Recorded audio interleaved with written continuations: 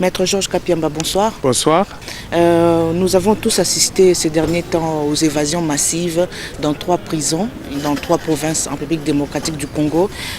Avant d'entrer dans les vifs du sujet, que peut être selon vous les causes de ces évasions? Alors d'abord, il faut ajouter un élément, c'est qu'il y a eu une 4e évasion dans la 4e province. C'est dans les territoires de Kadutu, dans la province du Sud Kivu. Il y a eu aussi une évasion de plus ou moins 10 détenus, ce qui fait que ça nous donne un chiffre de 4 dans un espace de plus ou moins une semaine. Alors, les évasions... Quelle analyse que vous faites de cette situation? Alors, nous constatons tout simplement que les systèmes judiciaires ne fonctionnent pas parce que les systèmes pénitentiaires est une partie intégrante du système général de l'administration de la justice, parce qu'il ne peut pas y avoir de la justice lorsqu'il n'y a pas un dispositif organisé pour permettre aux gens de purger leur peine. C'est effectivement les structures appelées prisons qui permettent à la justice de faire exécuter les peines. Nous disions que la justice ne peut pas atteindre ses objectifs qui sont principalement de rechercher, identifier et sanctionner les personnes qui sont reconnues comme coupables des infractions s'il n'y a pas d'infrastructures réservées, entretenues pour les enfermer les personnes qui sont condamnées, qui doivent purger leur peine. Et ce dispositif-là, c'est ça le système pénitentiaire qui doit être organisé de manière à ce que les gens qui y sont enfermés puissent vivre en sécurité, puissent recevoir un traitement digne des personnes humaines.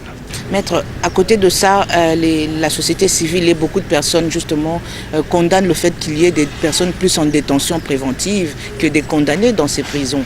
Donc la surpopulation carcérale est aussi expliquée à cause de cela. Oui, c'est parmi les défaillances qui sont constatées, pas seulement aujourd'hui, parce que ça date de plusieurs années.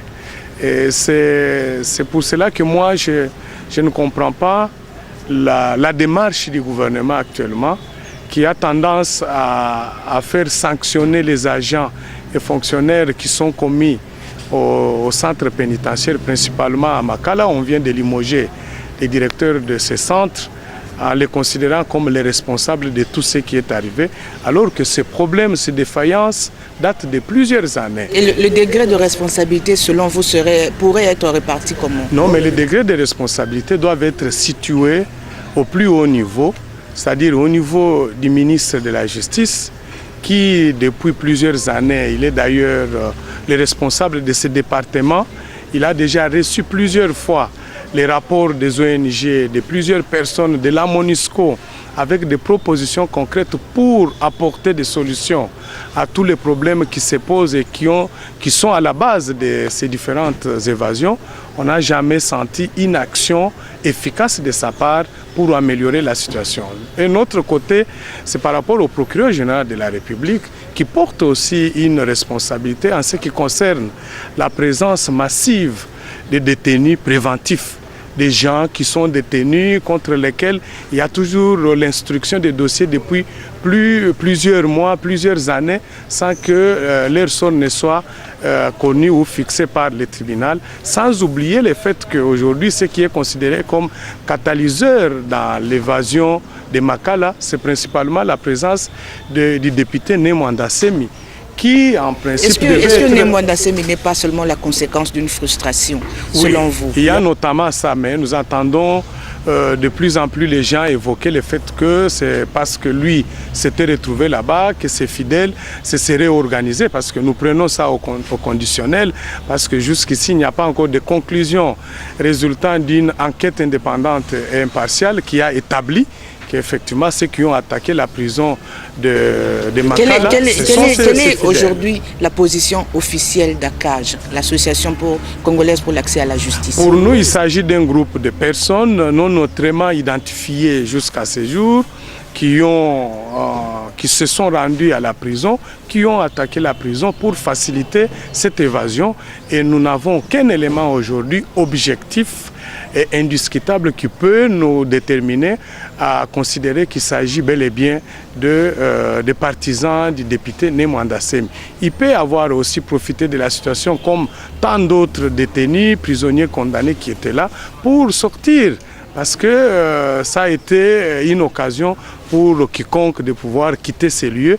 Mais il faut considérer et prendre en compte le fait que le nombre important de ceux qui se sont ralliés à ces mouvements d'évasion et fondamentalement a été déterminé par les mauvaises conditions de détention à la prison. Un nombre qui a été tout à fait démenti par le ministre de la Justice qui au départ avait parlé de 50. Oui, qui s'est fait lui-même démentir par d'autres autorités, notamment le bourgmestre de la commune de Selembao qui a annoncé, ainsi que la police, avoir récupéré plus de 150 uniquement dans sa juridiction.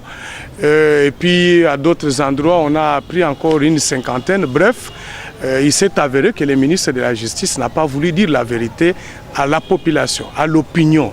Et c'est quand même cela n'était pas, comme il l'a dit, pour le bien de la population. Non, c'est pas protéger la population. Non, je pense. Il a seulement contourné la vérité sans mentir. Non, c'est une très mauvaise gouvernance. Lorsque vous basez une gouvernance sur les mensonges, tout le reste ne peut pas aller de l'avant. Il faudrait que... Le ministre est avocat, donc il sait ce qu'il dit. Je crois qu'il assume. Et qu'il est... Oui, bon, ça c'est une autre paire de manches. Je pense que ici, nous analysons ces actes en tant que responsable numéro 1 du ministère. À ce titre, il sait qu'il est redevable vis-à-vis de l'opinion par rapport à sa gestion. Et lorsqu'il y a des problèmes majeurs comme ceux liés à l'évasion, il a l'obligation de dire la vérité à la population, et surtout lorsqu'il intervient devant les députés qui constituent la représentation de la population. Bon. Maître, il y a aussi un autre souci, c'est cette collaboration entre la police qui devrait récupérer les évadés et la population. C'est le désamour total. Nous avons constaté ces faits, mais nous l'avons analysé. Les gens doivent avoir le courage, surtout les responsables politiques, les responsables gouvernementaux doivent comprendre ça comme une frustration, la conséquence de la rupture de confiance entre la population et ses dirigeants.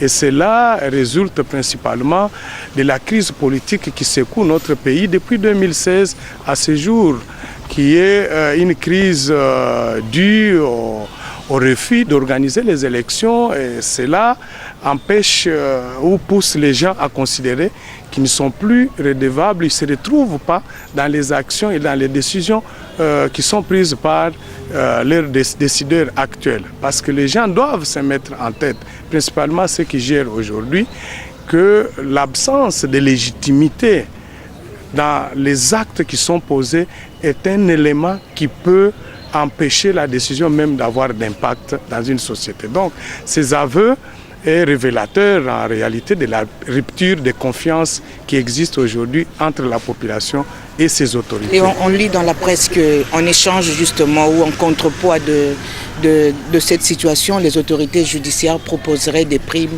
aux évadés qui accepteraient de retourner volontairement en prison. Est-ce que cela est une procédure légale?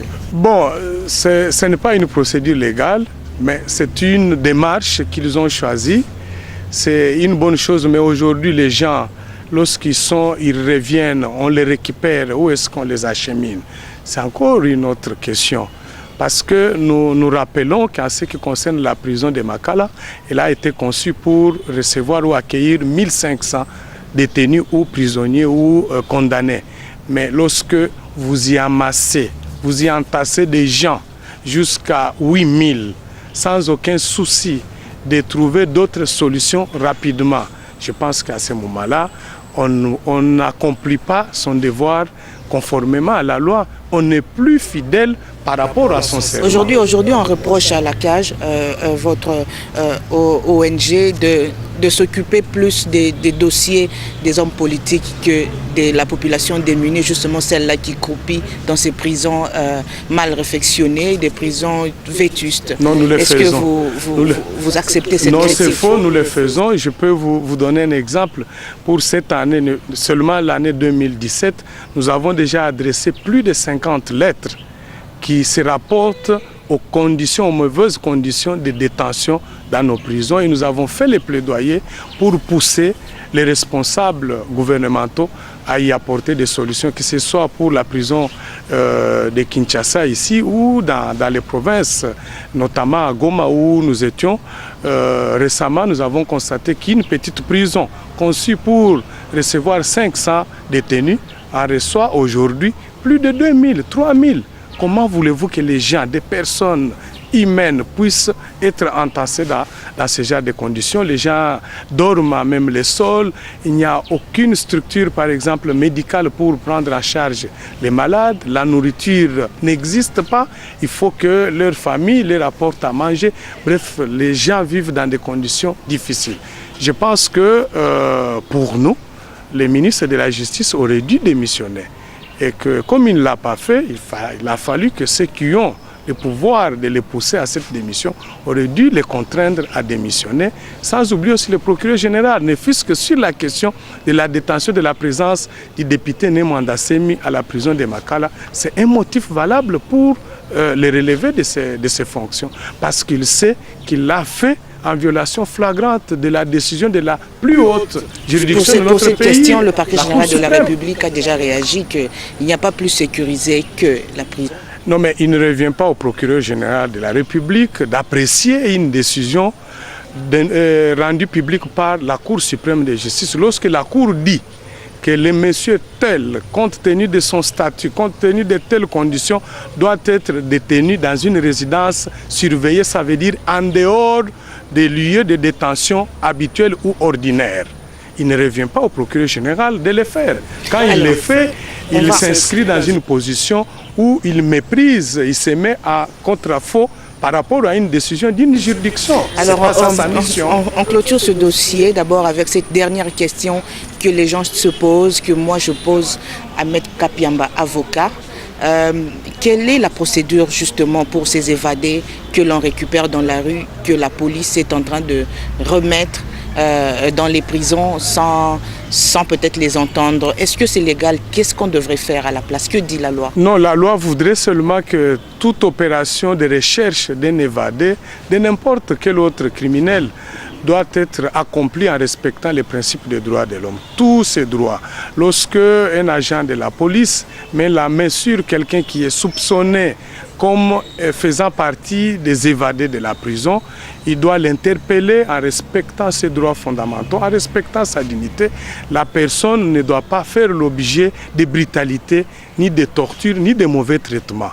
Il doit être informé de la raison pour laquelle il est appréhendé, et on doit l'informer qu'il a le droit d'informer les membres de sa famille, éventuellement aussi informer son avocat, de manière à ce que ces droits soient protégés, et il doit être rapidement acheminé devant une autorité judiciaire compétente qui doit constater ces faits, établir un procès verbal et l'envoyer dans les lieux où il devait se trouver.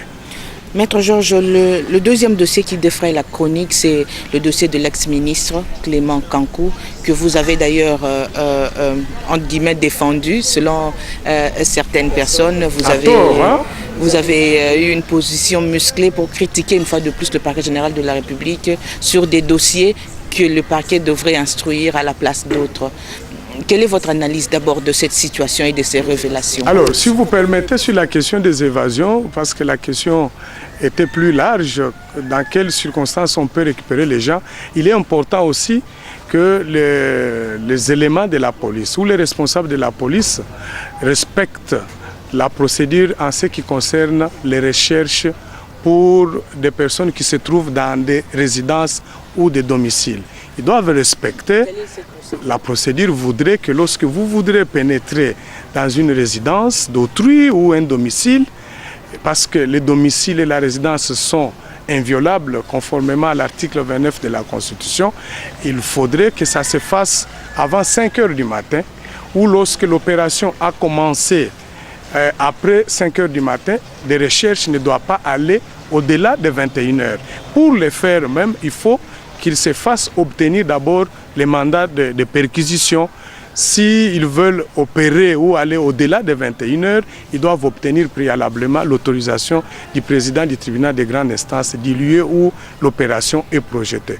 Donc nous saluons en passant l'action, l'intervention ou la réaction du commissaire provincial et général plutôt de la police qui, répondant à nos critiques contre tous les dérapages, a eu à rappeler à l'ordre tous les commandants d'unités qui sont chargés à mener ces opérations sur terrain pour qu'ils respectent ces dispositions et que les fauteurs soient arrêtés et sanctionnés conformément. Donc bref, ACAJ condamne les évasions mais rappelle que les évadés ont des droits. Oui, les évadés ont les droits, ils ont les droits, on ne doit pas les récupérer dans n'importe quelle condition parce qu'il s'agit d'évader. On ne doit pas les maltraiter, les soumettre à de mauvaises conditions comme nous voyons généralement lorsqu'on transfère des gens d'un lieu à un autre, les gens sont entassés dans une petite voiture et on les allonge même par terre et puis les policiers qui les accompagnent sont en train même de leur donner, ils sont assis dessus, en train même de leur administrer des coups. Ça, ce sont des violations graves des droits de l'homme et les chefs, les responsables de ce genre d'éléments doivent faire attention parce qu'ils risquent d'engager leurs propres responsabilités devant les cours et tribunaux. Alors le second dossier, c'est le dossier controversé de l'ex-ministre Clément Kankou. D'abord, en tant qu'avocat, est-ce que le débat se lève sur la recevabilité de ces révélations? Quelle est votre analyse? Non, mais c'est fondé. Toute révélation doit retenir l'attention du ministère public. Le ministère public est obligé de prendre en compte toute révélation ou toute information qui est portée à sa connaissance pouvant donner lieu à la commission d'une infraction ou qui fait état de la commission d'une infraction. Et il doit analyser, y réserver une suite, la suite entendue comme amorcer une enquête pour rechercher les auteurs, éventuellement les traduire devant un juge. Maître, dans ce cas, la position controversée d'ACAJ n'est pas fondée. Si vous êtes d'accord avec le fait que le parquet pourrait se saisir de toute dénonciation. Exact. Non, nous n'avons pas, contesté la démarche du PGR. Nous avons par contre pris bonne note, mais tout en mentionnant que nous continuons à réclamer une enquête internationale indépendante parce que nous sommes habitués à vivre plusieurs annonces de ce genre qui par après ne donnent pas lieu à une enquête indépendante et exhaustive. C'est la raison pour laquelle nous nous sommes réservés, mais nous avons aussi ajouté qu'en dehors de ces cas, le PGR devra reprendre les enquêtes ou lancer des enquêtes sur les révélations se rapportant au Panama Papers, au détournement des fonds publics à la BGFI Bank, mais aussi en rapport avec la vente des passeports biométriques qui ont démontré qu'il y aurait des responsables impliqués dans ces détournements. Le parquet général de la République n'a pas encore commencé à faire son travail? Nous savons à notre connaissance que sur Panama Papers, il n'y a jamais eu d'enquête, mais aussi sur le détournement de fonds publics qui ont impliqué certains responsables de la Banque centrale, de la GECAMIN et de la CENI. Il n'y a pas d'enquête non plus. S'agissant de la vente des passeports biométriques, nous avons été informés qu'un inspecteur de la justice a été chargé pour mener cette enquête. Et ça fait quand même plusieurs semaines que nous constatons sur terrain ou selon nos informations que cette enquête n'a jamais commencé. Alors pourquoi faire pression au parquet général de la République? Alors, il s'agit d'une pression qui est fondée. D'abord, nous-mêmes en tant qu'organisation de défense des droits de l'homme, nous faisons la pression parce que c'est ça aussi notre mission. En tant qu'organisation de défense des droits de l'homme et conformément à l'article 37 de la Constitution, nous sommes des groupes de pression. Nous sommes là pour surveiller le fonctionnement des institutions de notre pays et lorsque nous sentons qu'il y a des faiblesses, il y a des failles, nous devons tirer la sonnette d'alarme. Vous avez donné l'impression d'avoir raté votre pression avec le dossier Mouyambo, selon certaines personnes. Oui, nous avons apporté notre contribution pour attirer l'attention du gouvernement qui s'est beaucoup impliqué dans ce dossier avec des pressions à caractère politique, qui a agi de manière forte sur les magistrats pour donner une orientation au dit dossier. Ça n'a pas marché, mais Mouyambo est en train de se battre autrement pour faire condamner la RDC. Quelle est votre réaction? Qu'est-ce que vous répondez à ceux qui disent qu'à un moment, Maître Kapiamba a été en perte de vitesse parce qu'il s'est retrouvé au dialogue? Au lieu de continuer à faire sa pression habituelle, il s'est retrouvé au dialogue pour certainement avoir un poste qu'il n'a pas eu et puis il est rentré dans le monde de la société civile. Non, mais c'est faux. Au dialogue, nous avons été invités par les évêques qui ont pensé que de par nos activités quotidiennes, nous pouvons apporter quelque chose, une contribution à la commission décrispation de la situation politique. C'est ce que nous avons fait en leur fournissant un certain nombre d'informations qui étaient utiles, qui ont permis à ce que notre travail soit le premier à avoir été adopté par la plénière, sans amendement. Donc nous n'avons pas été là-bas parce que nous étions en perte de vitesse. Nous avons continué au niveau du dialogue à faire le même travail. En ce qui concerne les postes, nous n'avons pas accepté toute offre qui nous a été présentée pour entrer au gouvernement, moins encore au sein du CENSA, parce que nous considérons que les circonstances et les contextes actuels ne peuvent pas nous permettre de pouvoir continuer à faire notre travail avec indépendance et dans l'intérêt supérieur de la nation. Dernier dossier, c'est le dossier qui concerne la libération du Norvégien. Aujourd'hui, les voix se lèvent une fois de plus sur l'indépendance du pouvoir judiciaire. Par rapport à ce dossier, je voudrais d'abord relativiser les accusations. Les gens doivent savoir que quelqu'un qui est condamné peut bénéficier d'une libération conditionnelle. Après l'écoulement d'un temps qui est fixé par la loi et conformément aux conditions. Pour une condamnation à perpétuité? Pour une condamnation à perpétuité, généralement il s'agit des infractions qui ne donnent pas lieu ou qui ne peuvent pas donner lieu à ce type de libération conditionnelle. Dans les pratiques, on a constaté que tous les arrêtés excluaient les condamnés pour les faits de meurtre ou d'assassinat. Mais dans les cas d'espèce, nous avons suivi les dossiers. Il nous a été rapporté par des officiels que la RDC a appliqué une convention signée avec le gouvernement suédois qui consiste tout simplement à donner l'occasion à ces messieurs, pour des raisons humanitaires, à aller se faire soigner et éventuellement continuer à purger sa peine dans son propre pays. Mais pour les victimes, parce qu'il y avait eu des dommages intérêts leur alloués, il revient à l'État congolais, à la justice congolaise, de pouvoir porter la même force aux victimes pour qu'ils recouvrent leurs droits. Alors là, il y a une confusion à cause du problème d'indépendance judiciaire. Est-ce que le gouvernement pourrait donner encore des instructions sur un dossier qui est traité par la justice? Non, le gouvernement ne peut pas donner, ne peut même pas interférer, surtout lorsque le dossier est en cours d'instruction jusqu'au prononcé de la décision. Mais lorsqu'on atteint la phase de l'exécution de la peine, le gouvernement, à travers le ministère de la Justice, a reçu un certain nombre de prérogatives pouvant lui permettre d'agir, mais de manière positive, lorsque cela bénéficie soit à une politique de désengorgement des prisons, comme c'est le cas aujourd'hui avec nos prisons surpeuplées.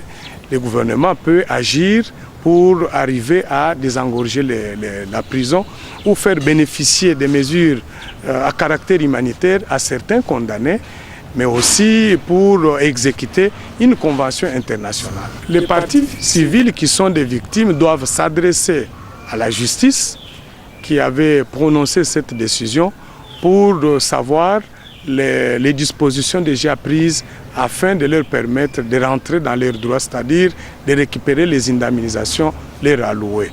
Et pour y parvenir, la justice doit travailler avec le ministère de la Justice et celui des Affaires étrangères de manière à faciliter l'exécution de ces intérêts civils contre le monsieur qui a été reconnu coupable sur le plan du fond du dossier. C'est-à-dire qu'à travers l'ambassade, leur ambassade qui est installée à Kinshasa, les discussions peuvent s'établir pour permettre que le monsieur ou son gouvernement puisse s'acquitter des intérêts civils qui ont été alloués aux victimes.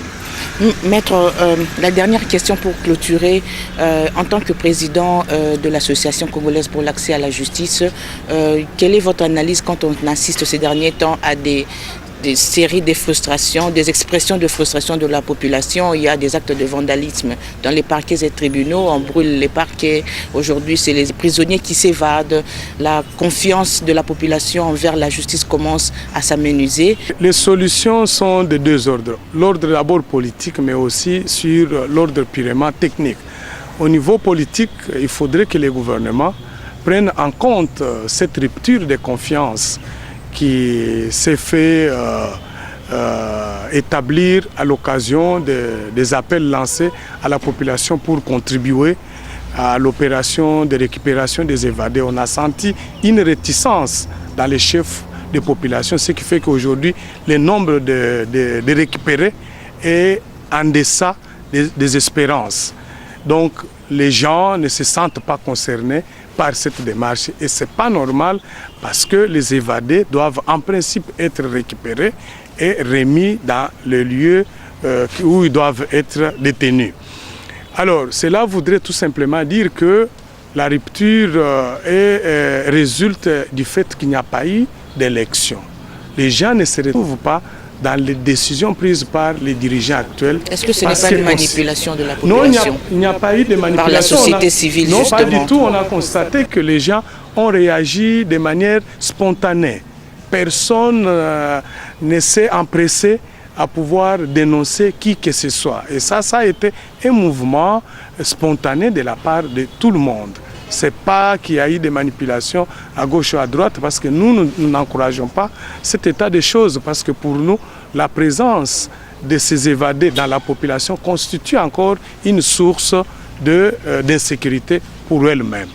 Alors, c'est le gouvernement qui doit améliorer. Il faut organiser les élections rapidement, mais aussi, entre-temps, avant que les élections ne soient organisées, il faut améliorer la situation de détention des prisonniers, parce que les gens sont frustrés de constater que leurs compatriotes qui sont arrêtés pour des faits jugés graves ou pas, mais enfermés, ne sont pas traités comme des êtres humains. Ils ne sont pas logés, ils ne mangent pas, ils ne sont pas soignés, et les gens trouvent que ce n'est pas normal. Et puis nos prisons sont bondées de prisonniers politiques. Les gens ne sont pas d'accord avec cet état de choses. Voilà pourquoi il faut absolument appliquer les volets de mesures de décrispation politique en libérant les prisonniers politiques et d'opinion, en abandonnant par exemple des poursuites à l'encontre de certains leaders qui sont aujourd'hui recherchés ou voulus par la population à ce qu'ils puissent participer aussi au processus électoral. Enfin, sur le plan de l'administration de la justice, nous pensons que les gouvernements doivent donner suffisamment de moyens à notre justice et n'en reçoivent absolument rien, parce que regardez comment les choses se passent dans nos cours de tribunaux. Les magistrats sont obligés d'acheter eux-mêmes les papiers, d'acheter les bics pour payer même les frais de transport aux agents qui doivent signifier des mandats ou des assignations. Les magistrats ou les partis, les justiciables, eux-mêmes sont obligés de contribuer. C'est pas normal. Pour cela au Parlement. Mais il y a souvent des crédits de l'ordre de 0,6 qui, dans la pratique, ne sont même pas mis à la disposition de manière intégrale au pouvoir judiciaire. Donc il y a un problème. La justice aujourd'hui et son fonctionnement ne font pas partie des priorités du gouvernement. Il faudrait que cette question soit vite résolue, tant par le gouvernement que par le Parlement. Maître Georges Kapiamba, je vous remercie pour votre disponibilité. Je rappelle à nos téléspectateurs que vous êtes président de l'Association congolaise pour l'accès à la justice. Merci pour avoir répondu à toutes ces questions. Je vous remercie aussi et je vous encourage beaucoup pour le travail que vous faites dans le secteur de la justice. Merci, maître. Merci.